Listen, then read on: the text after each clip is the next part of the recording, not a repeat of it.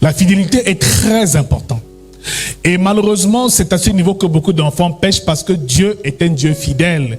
Dis avec moi, Dieu est un Dieu fidèle. Et laissez-moi vous dire une chose, c'est que nous avons constaté que la fidélité est une qualité particulière que Dieu recherche chez ses enfants. En réalité, Dieu bénit la fidélité de ses enfants. Il ne nous bénit pas, dis-moi, Dieu ne nous bénit pas. Il bénit notre fidélité.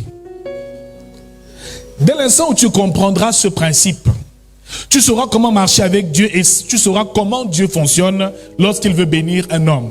En réalité, Dieu ne bénit pas l'homme, il bénit sa fidélité. Il dit dans sa parole, bon et fidèle serviteur, entre dans la joie de ton maître. Tu as été fidèle dans peu de choses, je te donnerai de plus grandes. Ce qui veut dire qu'avec le Seigneur Jésus-Christ et avec Dieu, ce qui compte, c'est notre fidélité. Ce n'est pas parce qu'on est venu à l'église un jour que ça compte aux yeux de Dieu. C'est le nombre de temps qu'on passe et la persévérance qu'on passe à son service que Dieu récompense. Nous avons compris que notre plus grand problème, c'est que nous servons Dieu un jour. Après un beau jour, on ne le sert plus.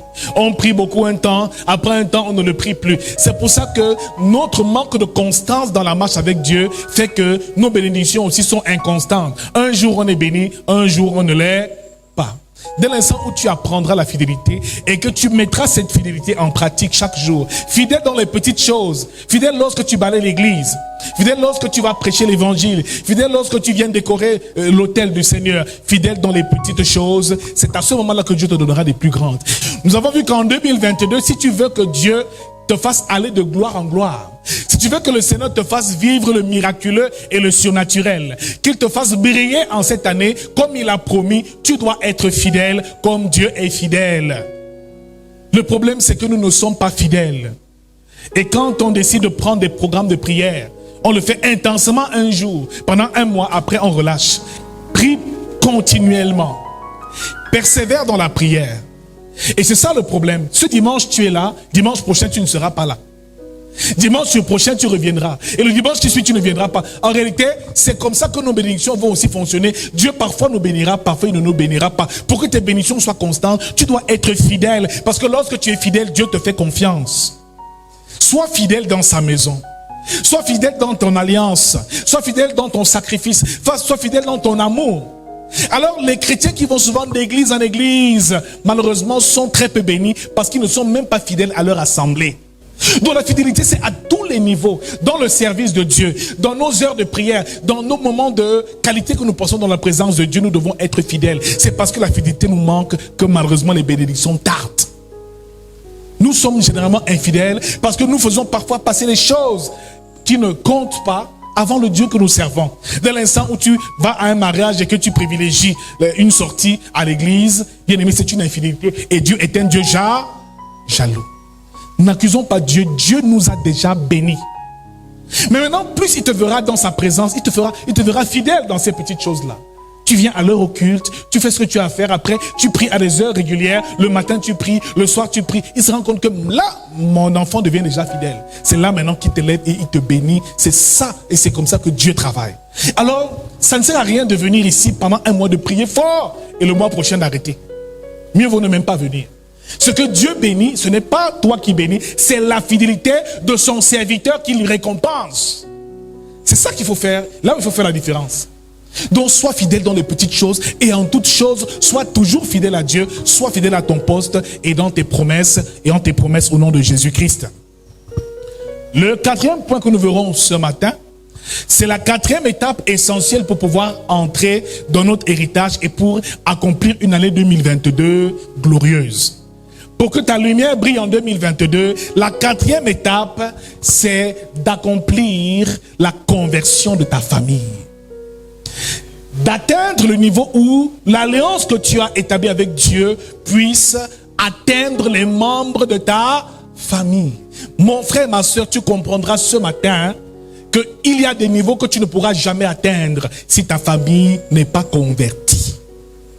Quel que soit le niveau d'onction que tu aies reçu, quelle que soit la grâce qui coule dans ta vie, quel que soit l'appel que tu as reçu, si les tiens ne sont pas convertis, c'est eux qui te pousseront vers le bas. Dieu est un Dieu de principes. Et lorsqu'il établit ses principes, des principes tels que l'alliance, il ne le fait pas par hasard. Alléluia. Il est le Dieu d'Abraham, d'Isaac et de Jacob. Ils sont de la même famille et de la même lignée. Nous allons ouvrir nos Bibles ce matin.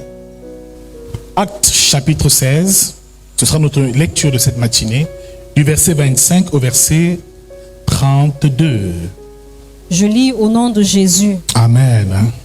Vers le milieu de la nuit, Paul et Silas priaient et chantaient les louanges de Dieu, et les prisonniers les entendaient.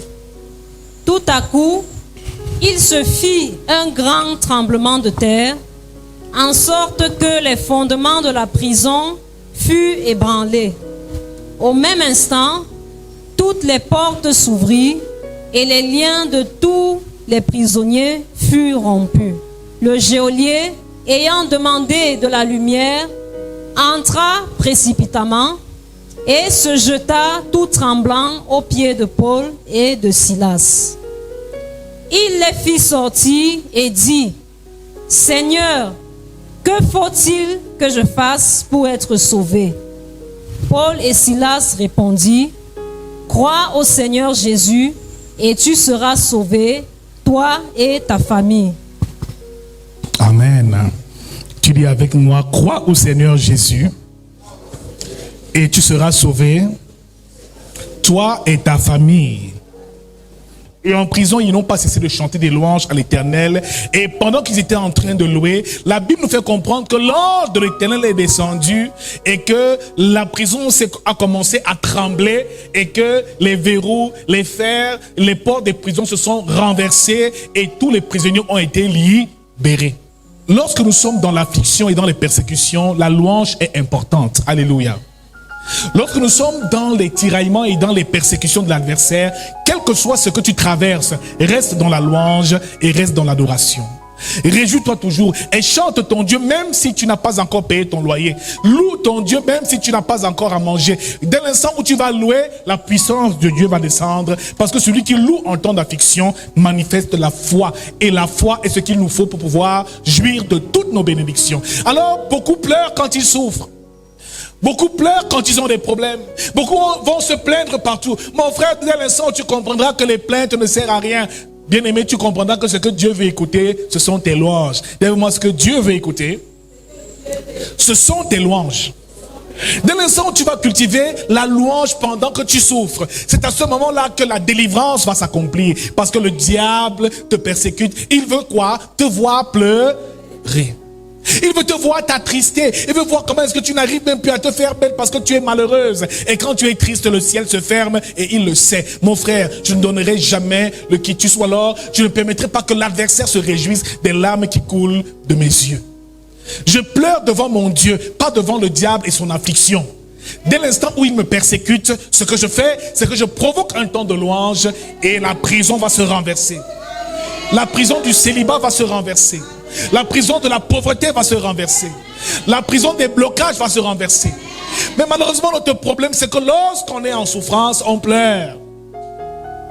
On se plaint. On accuse tous les sorciers de la famille. C'est à cause de qu'on souffre.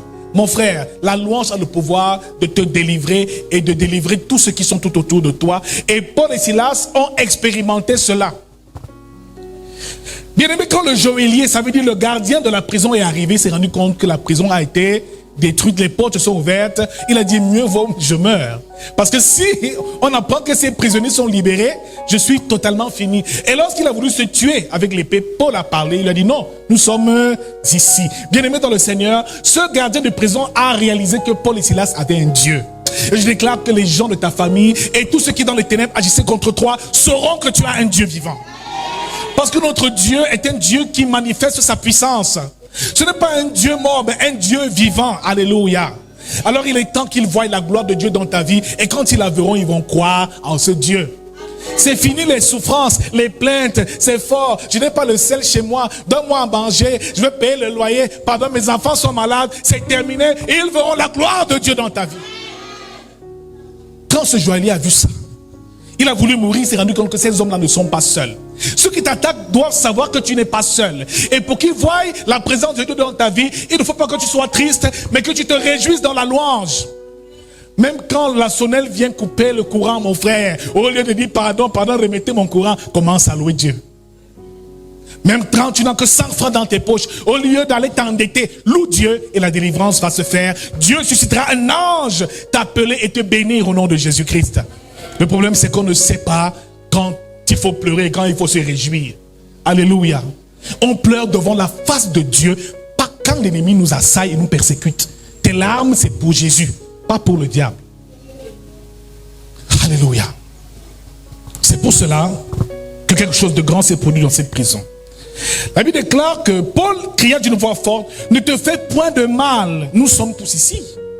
Alors le geôlier, ayant demandé la lumière, entra précipitamment et se jeta tout tremblant aux pieds de Paul et de Silas. Je dis, ils vont se jeter à tes pieds. Tous ceux qui t'ont emprisonné vont se jeter à tes pieds. Tu les verras venir te faire des cadeaux, tu ne sauras même pas pourquoi. C'est parce que Dieu aura proclamé ta délivrance au nom de Jésus-Christ. Bien-aimés dans le Seigneur, ils seront à tes... Comme les fiers de Joseph ont été à... Un jour, ils seront à... Ils vont un jour se soumettre et reconnaître la grandeur du Dieu que tu servais, même dans l'humiliation. Bien-aimé, il y a un temps pour souffrir, mais aussi un temps pour jouir de la grâce de Dieu. Et je proclame dans ta vie que le temps est arrivé au nom de Jésus-Christ. Alors, il se jeta aux pieds de Paul et Silas, au verset 30. Il les fit sortir et dit, Seigneur, donc c'est le geôlier, le gardien de prison qui les appelle, ils sauront que tu es Seigneur, que tu es une princesse du royaume de Dieu, que tu es un prince du royaume de Dieu.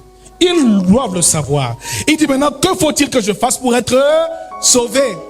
Donc, bien aimé dans le Seigneur, certains païens ont besoin de voir la gloire de Dieu dans ta vie pour croire.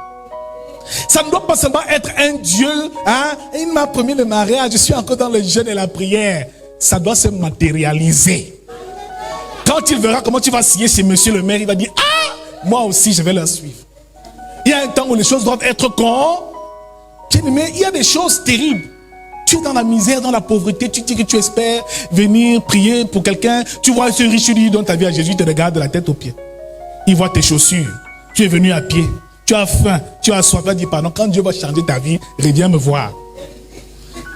Que tout esprit de pauvreté quitte nos vies au nom de Jésus-Christ. Que la gloire de Dieu soit sur nos vies. Que quand tu viens garer ta belle voiture, tes copains disent, Marco, tu as fait quoi? Tu lui dis, va à Gé. Et dit, pardon, viens me chercher dimanche, je vais te suivre. Il est temps que la gloire de Dieu attire les gens à Christ. Alléluia. Et c'est ce que Dieu fera cette année. Amen. C'est ce que le Seigneur fera cette année au nom de notre Seigneur Jésus-Christ. Il leur demande comment faire, Seigneur, pour être sauvé. Comment faire pour être comme toi? Tu brilles trop. Tu es trop belle. Tout ce que tu fais réussit. Comment je peux faire pour être comme toi? Comment je peux faire pour être sauvé? Paul et Silas répondirent, crois au Seigneur Jésus et tu seras sauvé, toi et ta famille. Ce n'est pas compliqué. C'est très simple. Crois au Seigneur Jésus et tu seras sauvé, toi et ta famille. Tu ne seras pas sauvé, toi seul.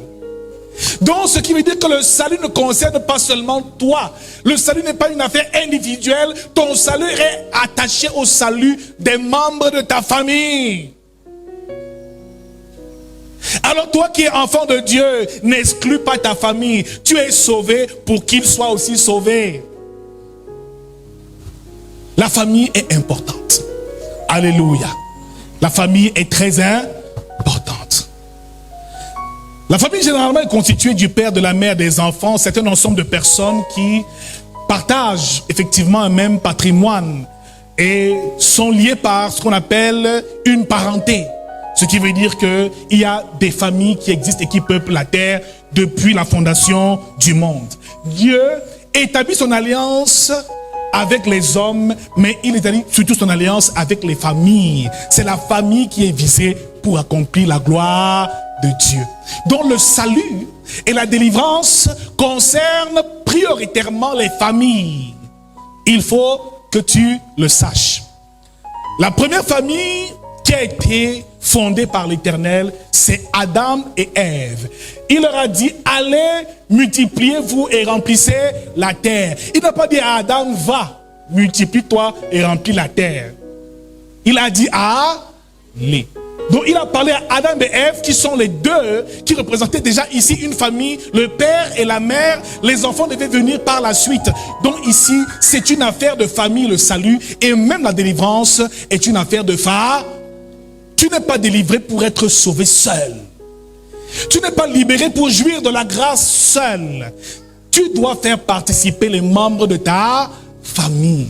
Mon frère, dis à quelqu'un, ne néglige pas ta famille.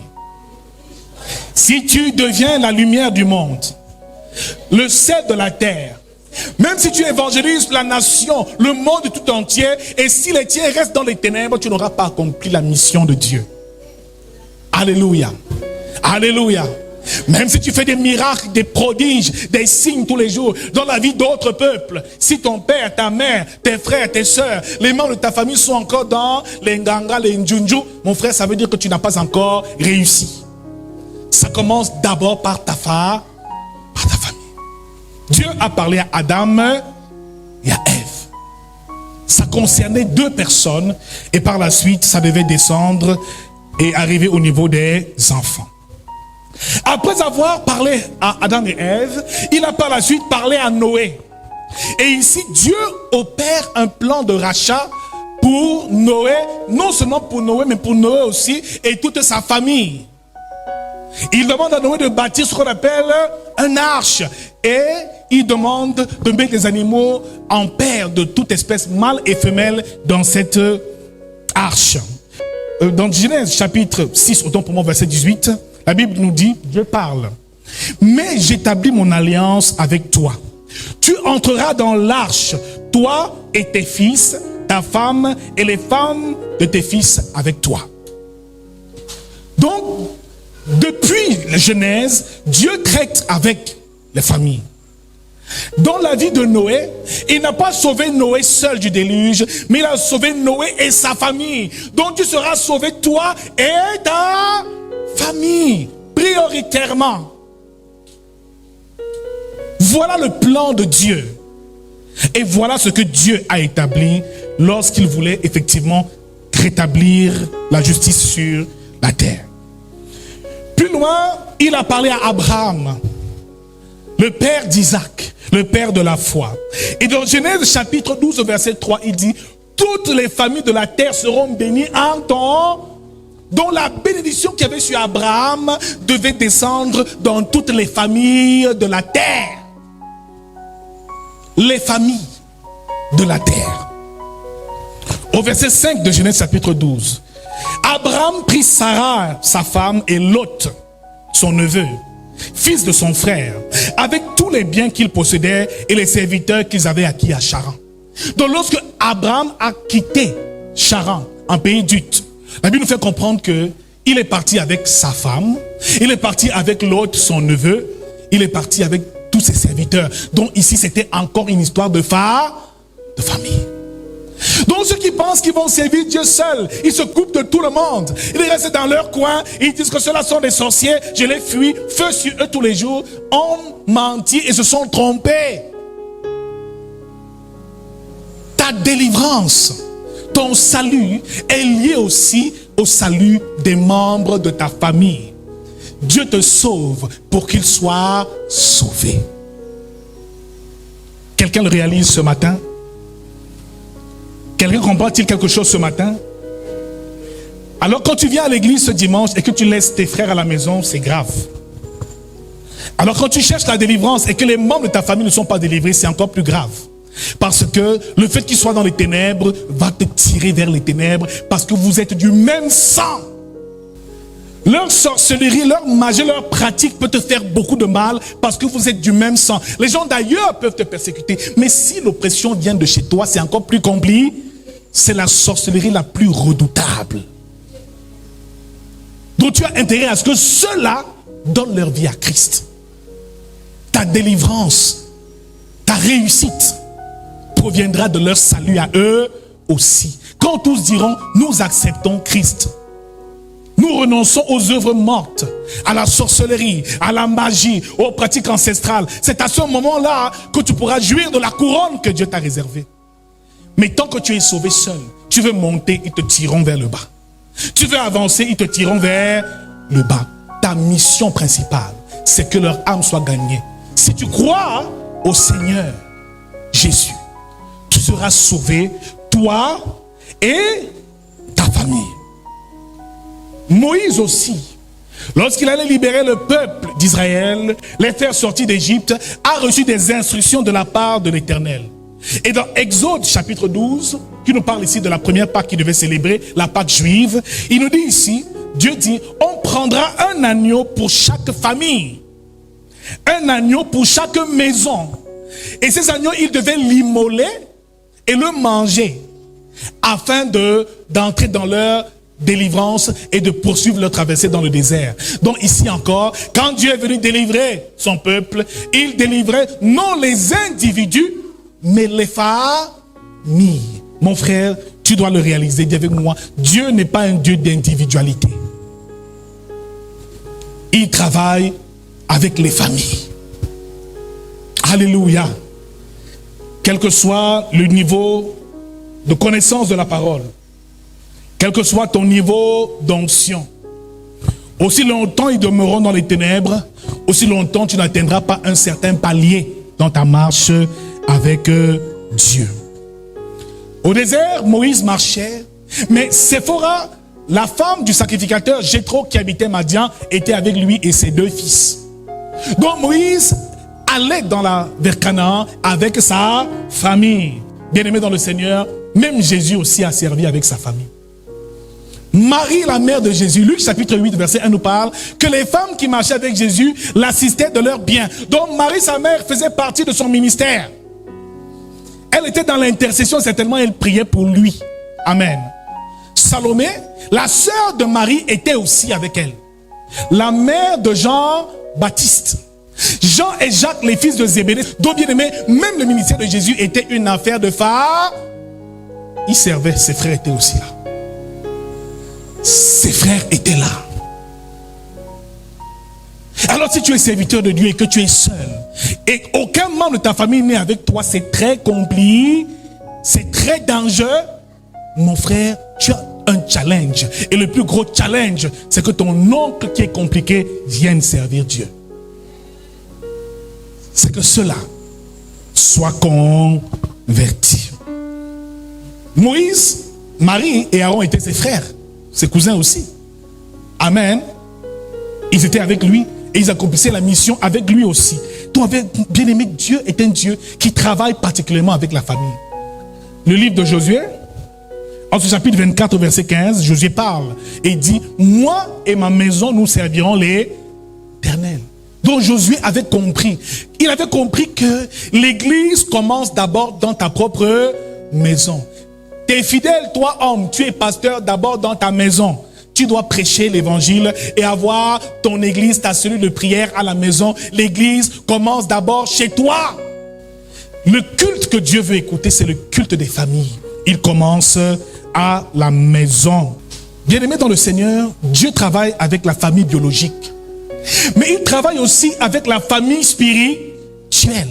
Ce qui veut dire qu'en réalité, nous sommes tous une grande famille. Écoutez un peu Matthieu chapitre 6, à partir du verset 9, ce que ça dit. Notre Père qui est aux cieux. Dès l'instant où tu dis notre Père, ça veut dire que ce Père n'est pas à toi seul. Ça veut dire que nous sommes tous ses enfants. Donc c'est encore une affaire de famille.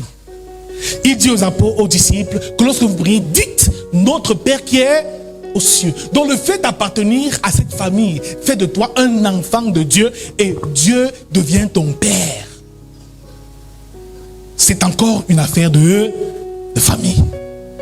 Touche quelqu'un, dis-lui, est-ce que ta famille a cru en Jésus-Christ? Est-ce que ton mari est chrétien? Est-ce que tes enfants prêchent l'évangile?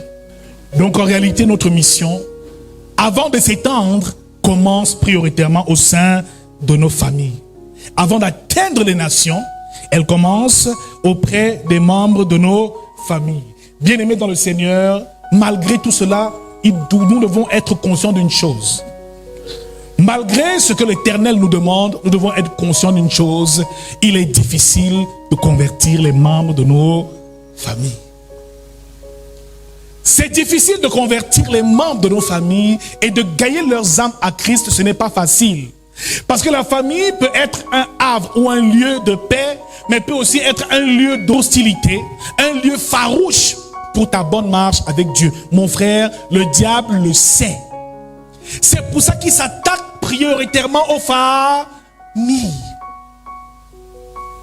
Il soulève les frères contre les frères, les parents contre les enfants, les cousins contre les cousines. En réalité, il se rassure que les familles restent dans les ténèbres et soient divisées.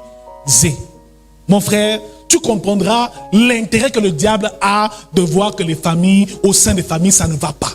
Il y a des familles qui se déchirent.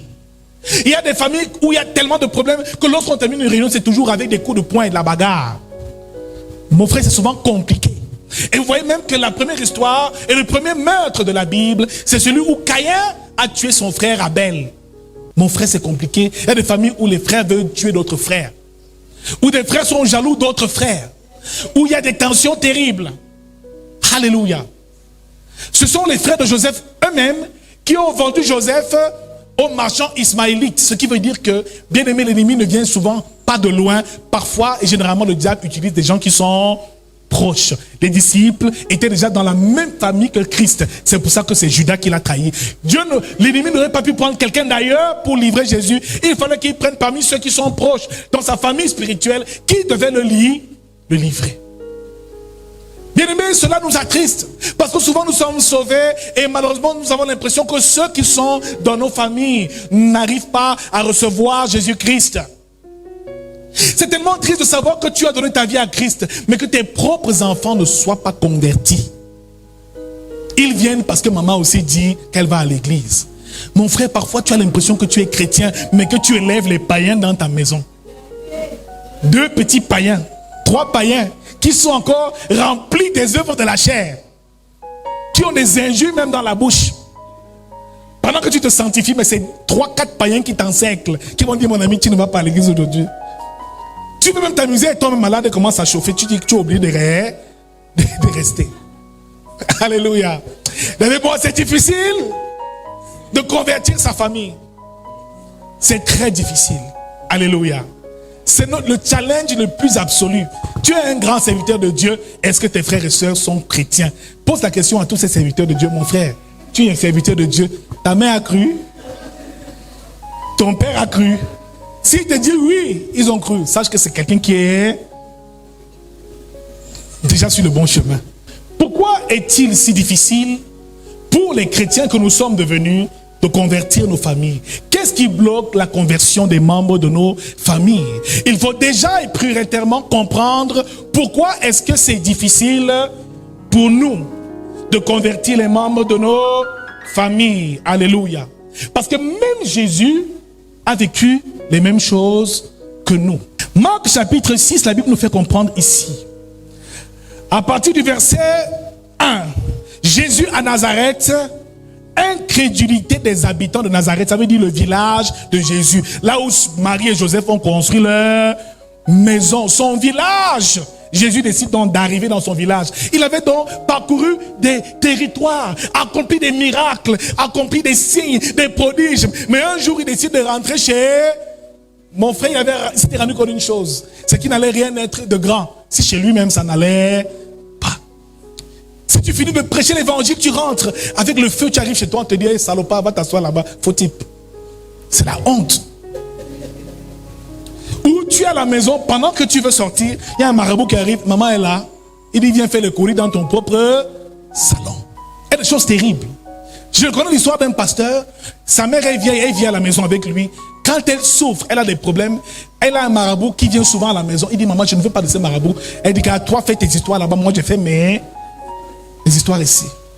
Mais sache que dans ce marabout, je veille sur mon fils, parce que nous, c'est l'alliance et les marabouts. Fais ton Dieu là-bas, mais tu verras que tant qu'elle fera ça, ton ministère ne pourra jamais décoller. Tu auras toujours des problèmes.